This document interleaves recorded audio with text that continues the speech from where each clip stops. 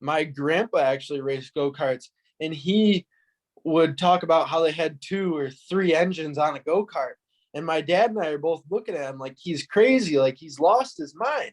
I went up there to practice, and there's all these old go-karts with 2, 3, 4 motors. My dad and I look at each other and we're just like, you've got to be kidding me. He wasn't a joke.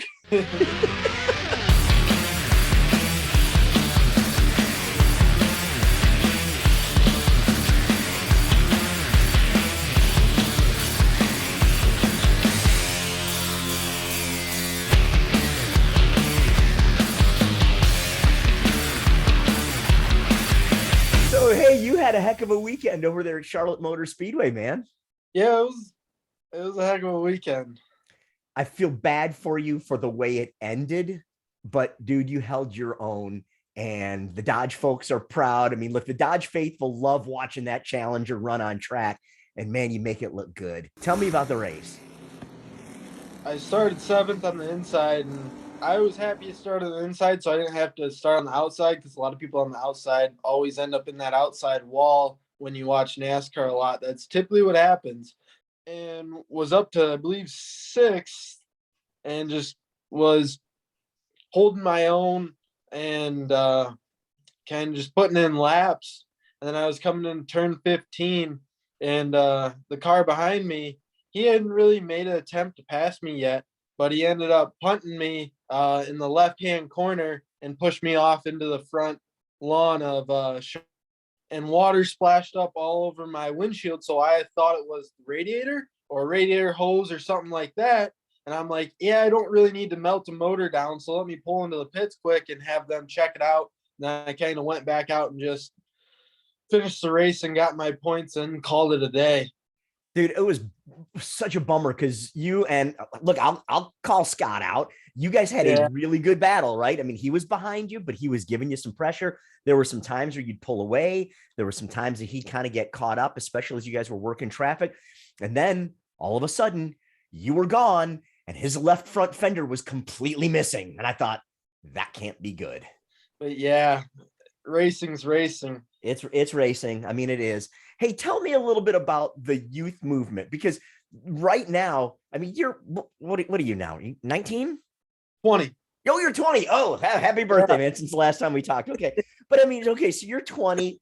Your teammate, Evan. I think he's 16. So I met him and his dad when I got there on Friday. And by the way, his dad is like 7 feet tall. And he's like, yeah, he was, Evan's driving. I'd never seen Evan out of the car before. I had no idea, right? I mean, seriously, he looks like my kid. My kid's 15 years old. He looks like my kid. He ran well until he didn't. I saw he kind of finished a little bit later. And then Connor Zilich. I think Connor's 16 right now. I think 15 or 16. I don't know. Now, I know Connor well because he's kicked my butt plenty of times as he was coming up through the ranks, living down here in the South. My point is, you youngsters are freaking fast, man. What is it? What is it about you guys at that age and with those TA2 cars? It's fun because we all have the goal of being a professional race car driver. At the end of the day, that's what all of us want to be, and that's why we're racing in these feeder series for NASCAR or IMSA, of what Trans Am kind of is. But we are all determined, we all work hard, and we might be in a little bit better shape. We might have a little bit more time than the older guys to be on the simulator and stuff like that. So you're killing me here, man. You're killing me. Look, I know I'm a little squishy around the middle and I'm old enough to be your dad, but we want to be just as competitive. But you're right. These are very physical cars, aren't they? yes, they are very physical, and they take a lot of endurance. Like, I work out probably 3 to 5 days a week, and I still get out of the car and I'm still sweating.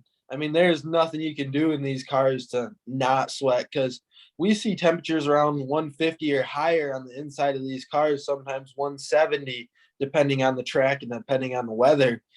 But on a cool day, it is pretty nice, the warmth on the inside of the car. But yeah.